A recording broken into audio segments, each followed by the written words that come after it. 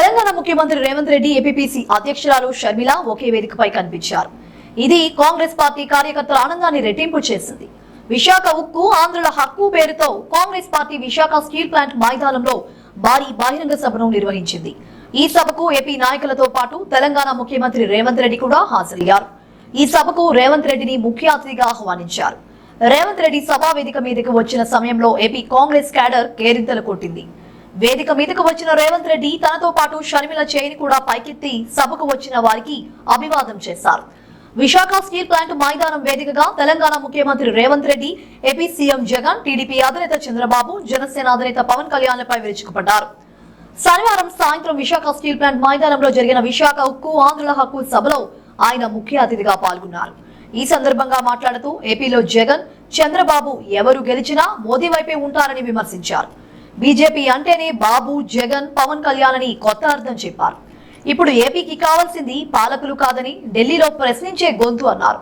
మనం తెలుగు వాళ్ళం, మనమంతా అన్నదమ్ములం, రాష్ట్రాలుగా విడిపోయినా తెలుగు వారిగా కలిసి ఉందామన్నారు. ఏపీలో 10 ఏళ్లుగా ప్రశ్నించే గొంతుకులు లేవన్నారు. జగన్, చంద్రబాబు ఏపీ ప్రయోజనాల కోసం ఈ 10 ఏళ్లలో ఎప్పుడూ కొట్లాడలేదని విమర్శించారు. ఏపీలో మళ్లీ వారిద్దరిలో ఎవరు గెలిచినా మోదీ దగ్గరికి వెళ్తారని గుర్తించాలన్నారు. జగన్, చంద్రబాబు, పవన్ కళ్యాణ్లకు మోదీని ఎదిరించి నిలిచే శక్తి ఉందా అని ప్రశ్నించారు. కానీ షర్మిల మీకు అండగా నిలబడుతోందని, మీ కష్టాలలో తోడుగా ఉండాలని ఇక్కడకు వచ్చిందని చెప్పారు. అందుకే ఆమెను ఆశీర్వదించాలని విజ్ఞప్తి చేశారు. మోడీని ఆ రోజు వైఎస్ఆర్ గారు అడిగినరు, కడిగినరు. మరి ఆయన వారసులైతే మణిపూర్లో జరిగిన అరాచకం మీద మాట్లాడాలి కదా, ఎందుకు మాట్లాడలేదు మిత్రులారా? మీరా వైఎస్ఆర్ వారసులు? షర్మిలమ్మ పక్కన వైఎస్ఆర్ అని ఎట్లా పెట్టుకుంటుందని. వైఎస్ఆర్ అంటేనే వై షర్మిలారెడ్డి, ఆమె పేరే వైఎస్ఆర్. కొత్తగా వైఎస్ఆర్ పెట్టుకునేది ఏముందయా? షర్మిలారెడ్డి అంటేనే వైఎస్ఆర్ అంటేనే షర్మిలమ్మ, అవతల షర్మిల అనాల్సిన పనే లేదు మిత్రులారా. వైఎస్ఆర్ అంటేనే షర్మిలమ్మ, నిజమైన వారసురాలు షర్మిలమ్మ.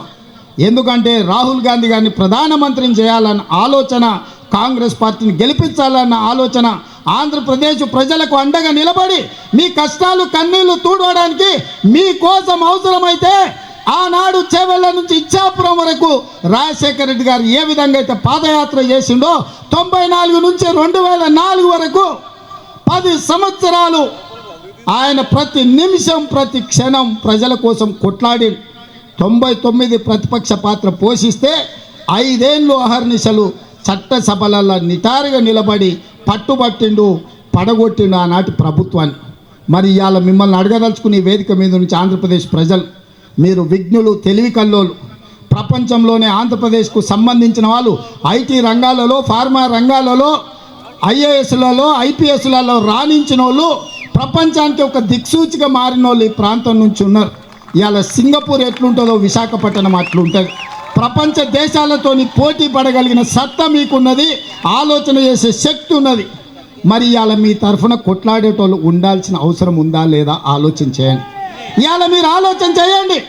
జగన్ అయినా, బాబు గారైనా, పవన్ కళ్యాణ్ అయినా మోడీని ఎదిరించి నిలబడే శక్తి వాళ్ళకు ఉన్నదా?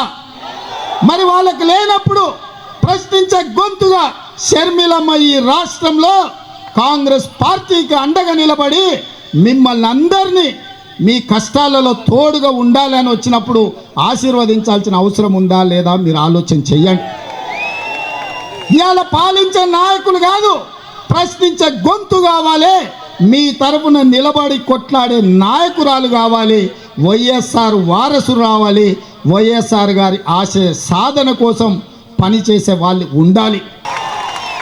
ఏ రాత్రైనా, ఏ పగలైనా, ఏ సందర్భం వచ్చినా, ఏ కష్టం వచ్చినా నేను అండగా నిలబడతా. మీరు షర్మిలమ్మ నాయకత్వాన్ని బలపరచండి, షర్మిలమ్మ నాయకత్వాన్ని గెలిపించండి. షర్మిలమ్మ ఆంధ్రప్రదేశ్ ముఖ్యమంత్రిలో కూర్చునే వరకు తోడుగా నిలబడతా. నేను రెడీగా ఉన్నా తోడుగా ఉండడానికి. మీరు సిద్ధమా? సిద్ధమా? మీరు సిద్ధమా? సై సై సై.